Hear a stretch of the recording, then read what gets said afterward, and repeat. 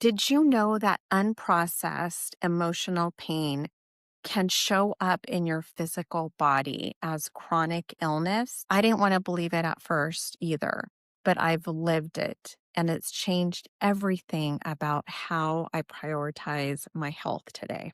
I had a second dark night of the soul where everything in my life seemed to have collapsed. It was a real ego death.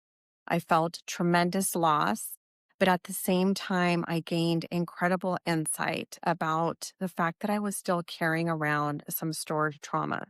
And I know that in Eastern medicine, they talk about this, they know about this, that your organs are often tied to different emotions. So for me, it meant in the beginning, when I had my first dark night of the soul, I knew that my liver was tied to tremendous grief, anger, resentment that I hadn't quite expressed from some previous incidents, experiences that I had. And so I had that knowledge.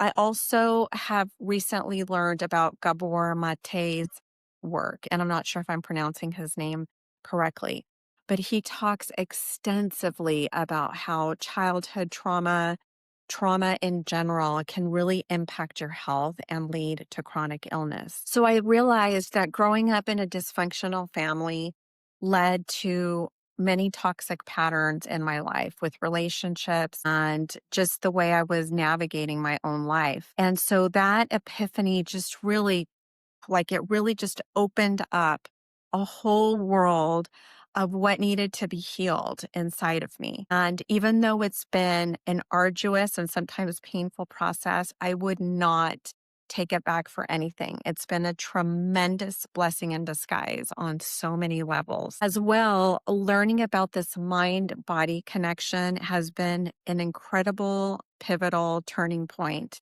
in wanting to live my life with more authenticity, more real me in everything that I do in this new second act of my life as I'm rebuilding myself from the ground up. These are some of the things that I am doing to transform my life and prioritize my health in the process.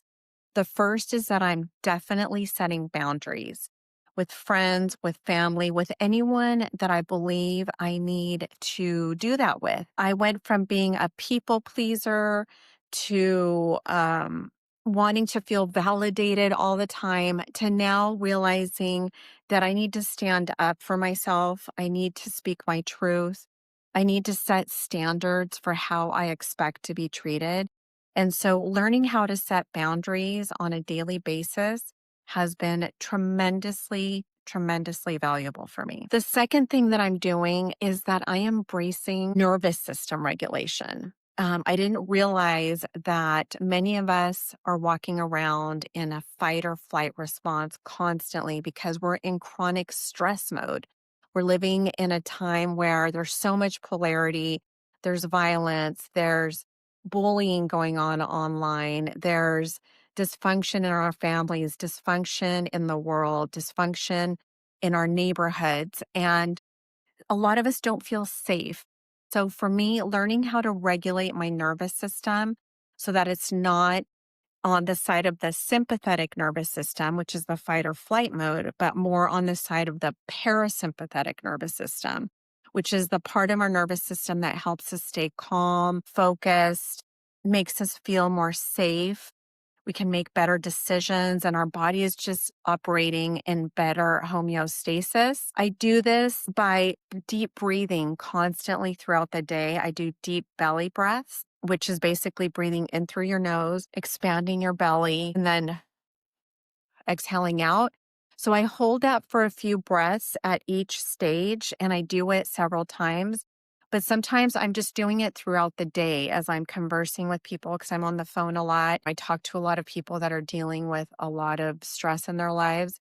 So as an empath, I can absorb their energy if I let it. And one of the ways that I try to not do that is by breathing intentionally as I talk to people, clearly in a way that they don't notice. The other thing that I do to calm my nervous system right from the get-go is to start the day with gratitude. And I know it sounds cliche and people talk about it all the time, but there really is something to it. And I believe there's even science to it because you are setting yourself up for seeing all the blessings already from the moment you get up. And then you are basically sending a message to your brain. It helps to rewire your brain for seeing the positive, for being in a more happy, joyful state versus getting caught up in the negativity of what can be your day if you start to look at the news, for example, or start scrolling and seeing something you don't want to see. So starting the day right off with gratitude sets the stage for seeing the blessings. To do that, I also like to do a small meditation if I feel like I don't have a ton of time, even if it's 4 minutes of breath work or a meditation or maybe some empowering words that I hear. I use this app called Insight Timer. And that's been really, really useful for me. And I mentioned that I work from home, I work remotely because I'm talking to people all day long and listening to their problems. I know that if I'm not careful, I'll absorb their energy.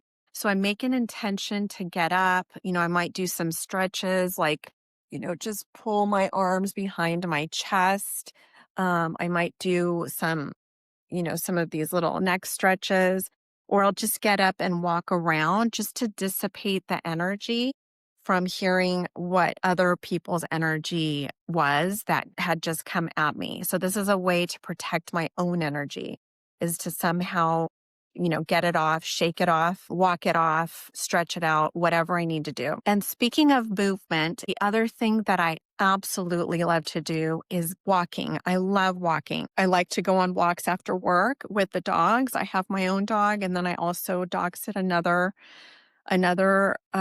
friend's dog. And so I'll take a stroller and I'll put my senior dog in the stroller and then I'll walk the other dog. And to me, that's joyful. I mean, it's the simple things sometimes that bring you so much joy. I love just getting the fresh air. I love knowing that I'm getting some activity in.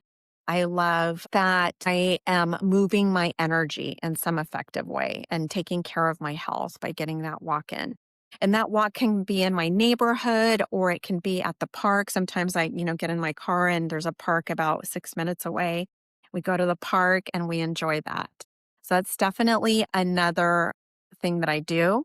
If I don't get a walk in, then I might jump on my rebounder, which I haven't done in some time, but I know it's there and I love doing it. And I also do some vibration plate standing. So what that is it's a plate and I stand on the plate and it vibrates and it helps move my muscles because it has like these vibrations that are coming out from underneath the plate that are coming through your body. And so that I know is helping my lymphatic system. So I'm helping to detox my body by standing on the plate. I know that it's helping preserve bone density because the science has already shown that it does. And at the same time, because I'm vibrating, I know that I'm in a sense shaking off stress. I'm shaking things off and I know that it's contributing to hopefully having a better night's sleep. And I can attest to the fact that when I do use it, I do notice that I am sleeping better. So those are some things that I absolutely do. And getting some strength training in there is a priority as well. I don't always do that, but I try to get it in at least 2, maybe 3 times a week. And as I get better at it, I'll probably increase the amount. Lastly, I really like to embrace the spiritual connection that I've been having lately. And that is just being present with God, allowing God to enter into my whole physical being, whether it's me being outside and just seeing all the nature around me. I feel the connection. I've always felt the connection that way when I'm around nature. It's just visualizing the light coming in. It could be just putting my hand on my heart and knowing that if I'm opening my heart, I'm allowing God in, because I really believe that God is present in all of us and in everything. And it's not about us necessarily going to church or looking outside of ourselves. He is always with us. It's what I have come to learn is called Christ consciousness. that we can embrace God, Christ within us. We all have it. We are all a drop of his love, his goodness that is living inside of us, and it's up to us to nurture it. So if you're feeling stuck in your health, ask yourself, what is weighing you down? What do you need to let go of? What boundaries do you need to set? Maybe say 3 gratitudes, do some journaling, go for a walk, say a prayer, ask God for some guidance. And whatever it is that resonates with you, just remember that your emotional health is your physical health. You've got this.